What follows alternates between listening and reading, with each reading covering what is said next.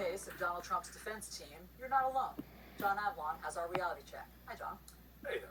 So we should have known things would get weird when Trump finally unveiled his defense team. Because instead of being constitutional experts, his lawyers' past clients have included the KKK, accused mob bosses, and Roger Stone.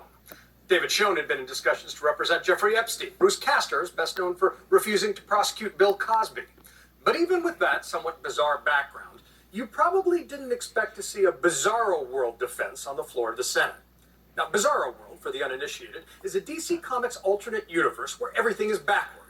Trump's legal team didn't bother with linear arguments that addressed evidence about how impeaching an ex-president is constitutional. In fact, one of the few legal scholars they cited in a pretrial brief had to step in to say they'd misrepresented his research. But if you could find a thread to connect their presentations, which Paul Begala joked belonged to the law firm of Meandering and Furious, it was this Bizarro World argument, that the most bipartisan impeachment in our history would be too divisive for the country to handle. This trial will tear this country apart. This is a process fueled irresponsibly by base hatred.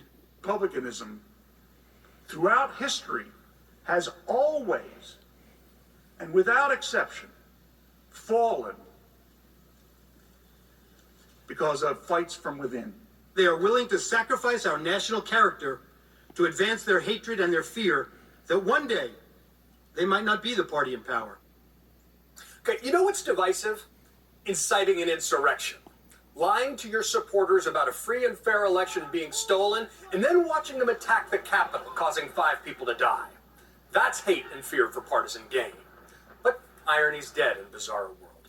Schoen said impeachment was an attempt to disenfranchise 74 million Trump voters, when Trump was actively trying to disenfranchise 81 million Biden voters.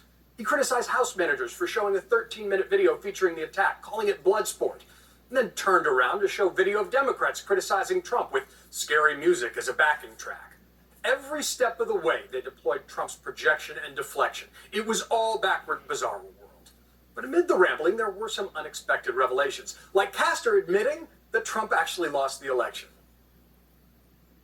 People are smart enough.